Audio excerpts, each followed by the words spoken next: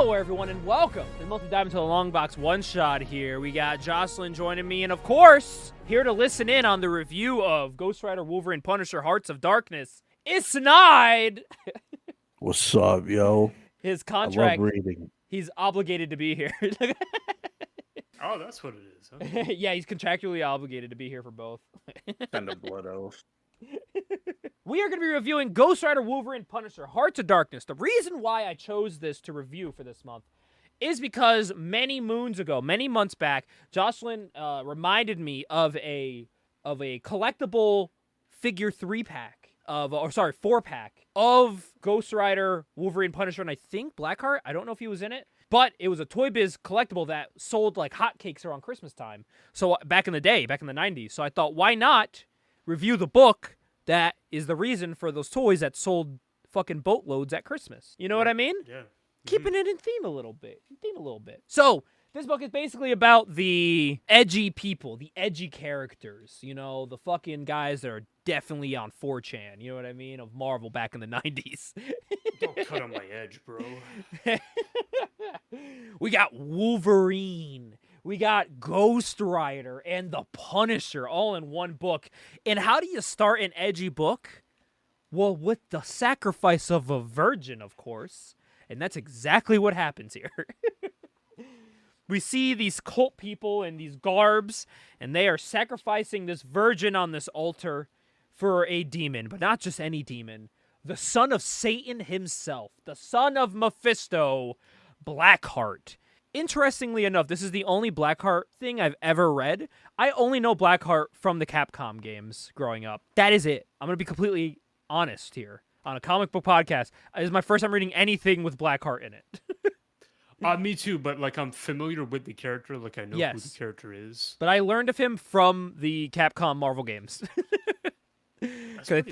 I believe he's in Battle for the Gems, I think it's called? War of the Gems. I apologize. Yeah, I believe he's in War of the Gems. He might be in Marvel vs. Capcom 2, if I'm correct. But yeah, that's where I know him from. But they sacrifice his virgin. They bring Blackheart out from hell. And he's basically insulting these guys. He's like, you guys, what is wrong with you? You guys are sacrificing a virgin for me? Are you kidding me? That is like fucking elementary school bullshit. So he basically zaps these guys and kills all of them here, turning them into nothing but bone.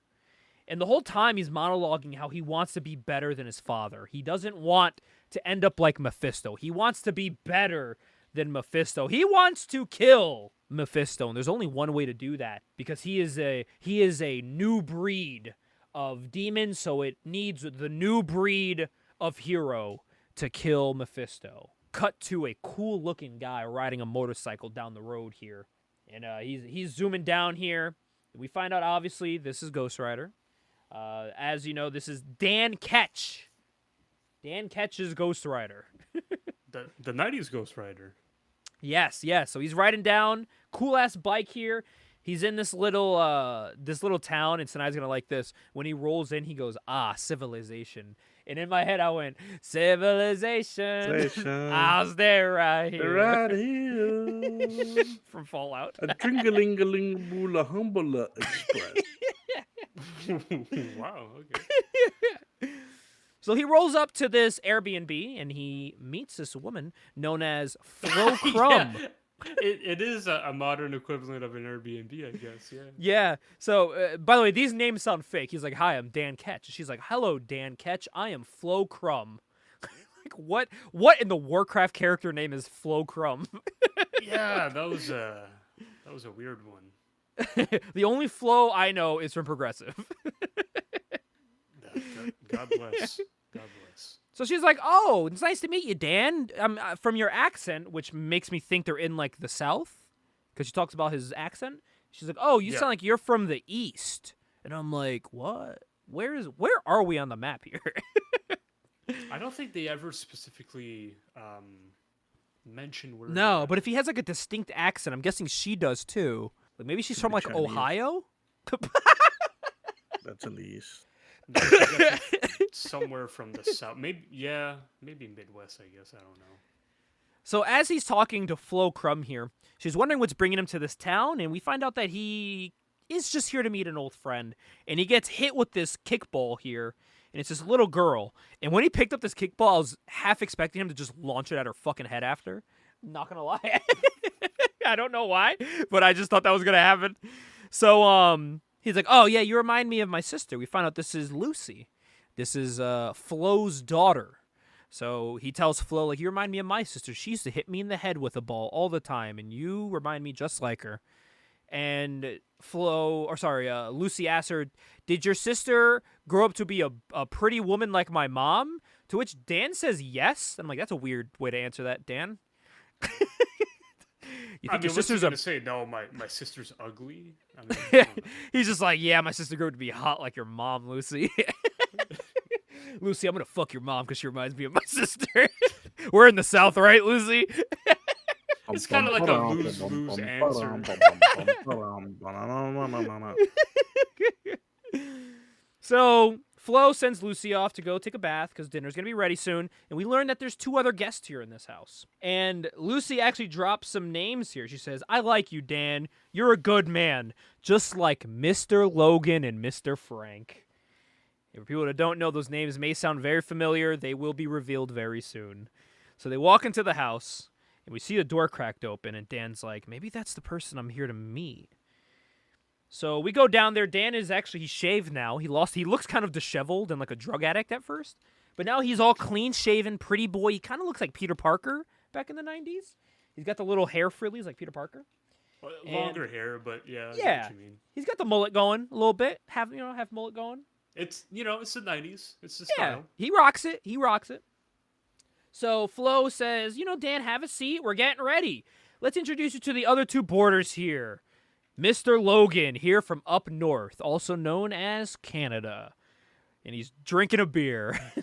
Because and why then, would he be? and then she says, here is Mr. Frank, a.k.a. the Punisher, with a cool little pencil mustache. And he's just eating some dinner with his sunglasses on inside. Because can't forget, he's a cool guy.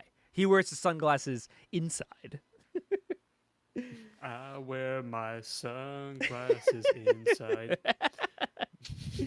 So Flo says that they're here to hunt. That's why they're both here. They came together. You see Dan looking on, and he's like, "There's something about these guys. They look familiar."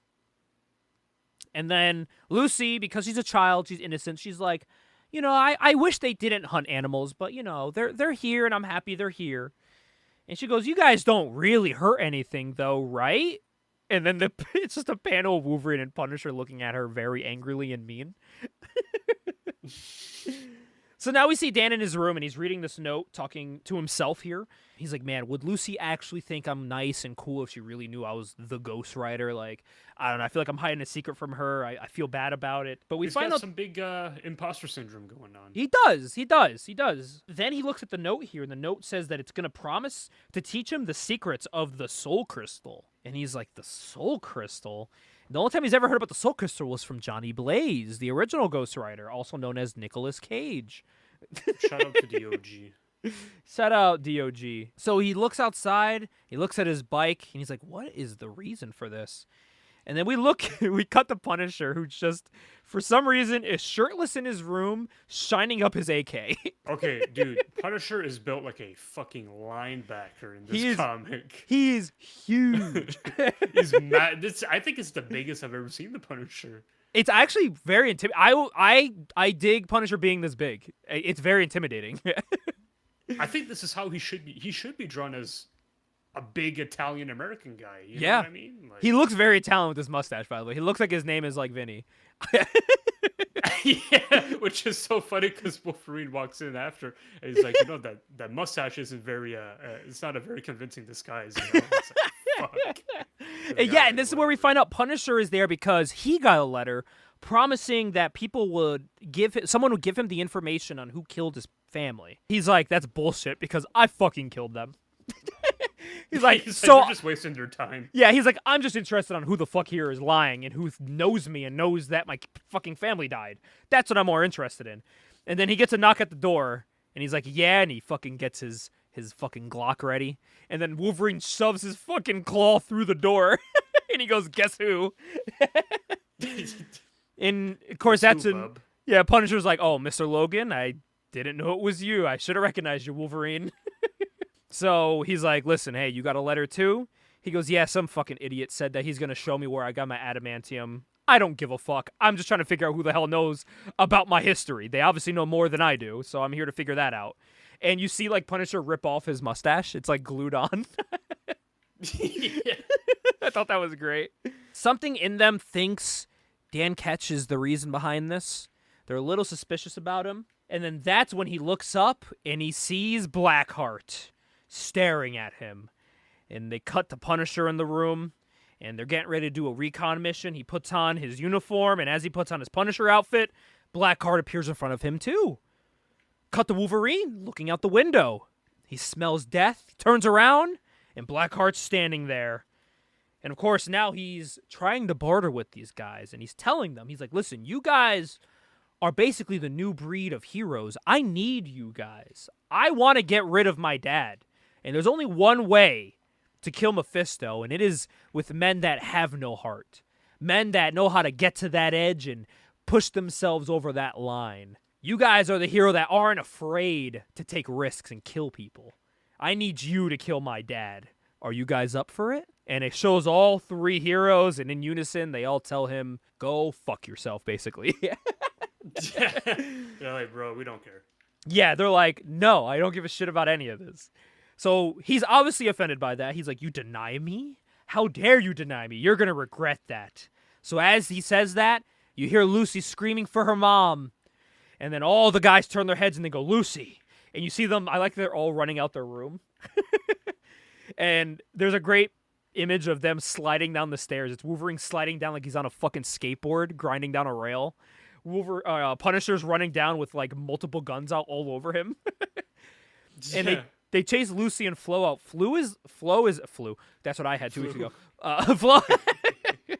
Flo is in like this weird mental state where she is like just fucking out of it, and she's just walking.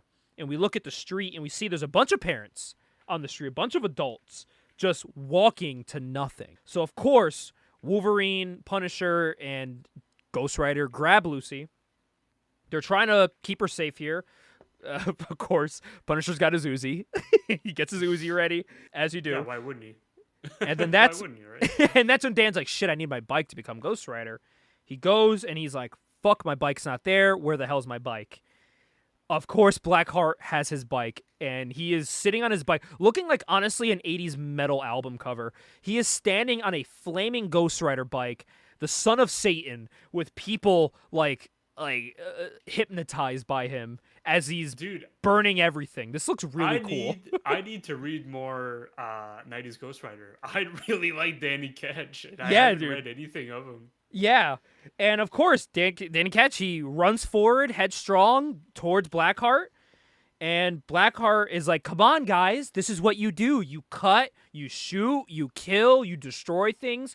Go ahead, kill all these people to get to me. That's what you do. Let me see it. Let it come out of you.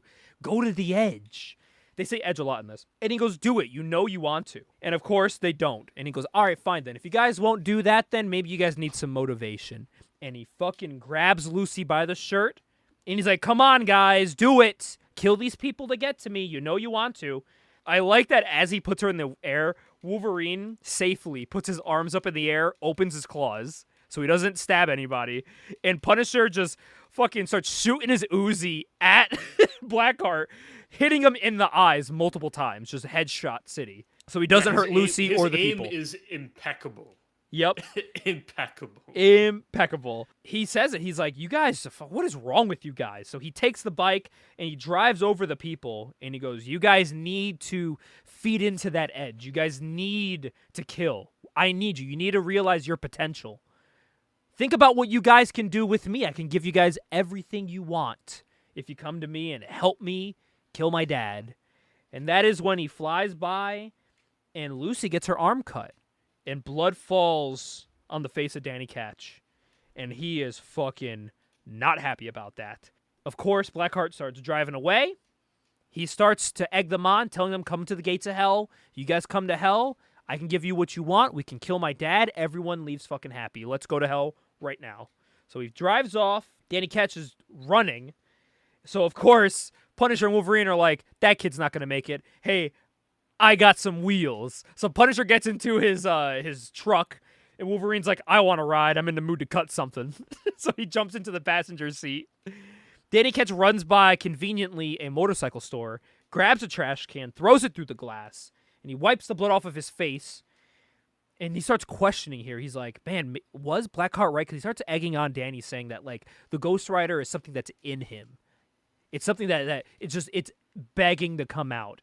And when he gets on the bike and he's like, if it's that easy to come out, like, what does that say about me that I can just become this being of the Ghost Rider? And as he's saying that, his skin and face start fucking burning off like he's in Indiana Jones. You know what I mean? He starts burning away. This and of is course, actually like an awesome, like 3-4 panel scene. yeah. It's really, really cool. And he turns into the hothead we all love, Ghost Rider, the chain and all, on a new bike. And he says, he's like, Blackheart, now it's your turn to suffer. It's time for you to feel pain. So he gets on the bike. Low-key, Ghost Rider is the main star of this. So yeah, he fucking stole the show in this so far. So, which is, I mean, that's crazy because he's sharing the book with Punisher and Wolverine when you think about it. Honestly. So now we cut back to Wolverine, who's smoking a cigarette in the car. Of course. He's smoking a cigarette, and he's like, man, it's too quiet. This is weird. And Punisher's like, yeah, it is. So he goes, maybe it's time we made some noise. And Punisher grabs out like a fucking bazooka or whatever the fuck this is. And he goes, hey, Wolverine, grab her weapon. I'm well stocked. And he's like, thanks, but no thanks. I got my own weapons. And he opens up his claws. And Punisher's like, okay, yeah, you're right. I forgot. My bad. So they go through these bushes, and they're like, how the fuck did Blackheart get through this? Because they're going through these bushes, and man, they are getting cut up like motherfuckers. They are just gushing blood with these thorns in these bushes, just cutting their faces open. And as they're doing that, a angry Ghost Rider drives through these bushes, screaming for Blackheart. And Wolverine is starting to question, like, Ghost Rider, what the hell is he doing here? And Punisher's like, who gives a fuck? He just opened up this path for us. Let's go. So they run through. They get the Blackheart at the gates of hell, and he welcomes them in here, and he starts egging them on here. And he says it. He's like, listen, if you guys cross this path, think about it. Think about it, Frank. Your family, they can be yours again. You can join me, or you can watch your family die in your dreams constantly for the rest of your life. And, of course, that makes Punisher not happy. He gets very fucking angry about that. And he looks at Wolverine. He's like, how about you, Wolverine? You want to finally figure out who did this to you? And then Wolverine's like, I genuinely don't give a fuck. And then he calls him something that I can't say on this podcast, but reading it out of context sounds a little racist. That he calls Blackheart. I missed that. Okay, I have to go back and read that. Okay. And Wolverine destroys the skeleton that Blackheart made for him. And he turns to Ghost Rider, and he targets Zarathos, who is the being that is Ghost Rider. That's the being that makes people become Ghost Rider. And he talks to me, he goes, think about it. You can have your memories, your powers back. Like, you can be restored to greatness if you come with me. And he goes, how about it, boys? What are your answers? And there's just one panel of it's Ghost Rider gripping onto the chain. It's Wolverine opening his claws, and it's fucking Punisher with his giant bazooka gun, and they start fucking blasting Blackheart. That's their answer. They're saying, fuck you. We don't want what you're offering. They don't want to make a deal with the devil. So he's like, all right, then you guys are asking for it, and these creatures from hell are, like, fighting against them. They grab onto Lucy. Punisher's like, what the fuck are these? And Wolverine's like, I don't give a fuck what these are. Just fucking kill them. Why are we asking questions? We got to get to Lucy. So Ghost Rider he is a man on a mission. And he just screams no at Blackheart. And he lunges towards Blackheart, and he gets him as they both end up in hell with Lucy. And he, like, punches a hole in the head of these creatures that are holding Lucy. It's fucking brutal, to be honest. It's so awesome, though. Yeah. It's so sick.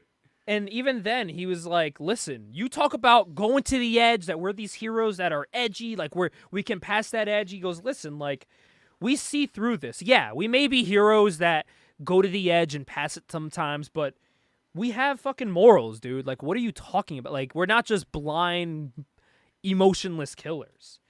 And he goes, we're not like you. You're hollow. We're not like you. And this is when Blackheart starts targeting Zarathos, the creature inside Ghost Rider. And he goes, you're such a fool. You don't see how big of a deal this is, how we can work together and really make a difference and kill Mephisto. Like, you are missing the point of this. He goes, but you know what? You're going to learn from this. And he lunges at Lucy, and as he does, he loses his fucking arm because Wolverine cuts that shit off. Yeah. And I love it. He's like, you're going to live with this for the rest of your dying days. And after he gets his arm cut off, Punisher's like, maybe not.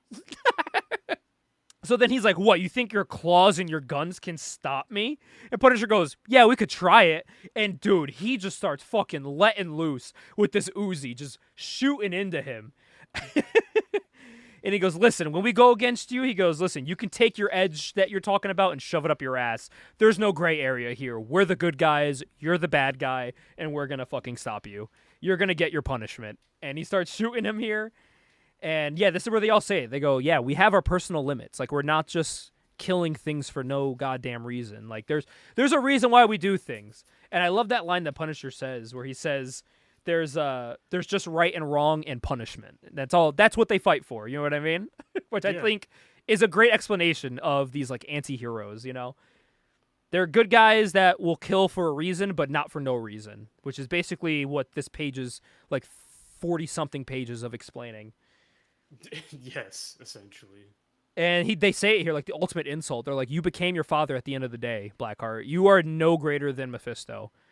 And I like when Wolverine early in the book tells him, he's like, you want us to kill Mephisto? That's out of our pay grade. Go ask, like, Silver Surfer or something. I forgot to mention that earlier. I thought that was pretty funny. Yeah, He's like, true. I don't handle that shit. He goes, go talk to Thor. I don't fucking know.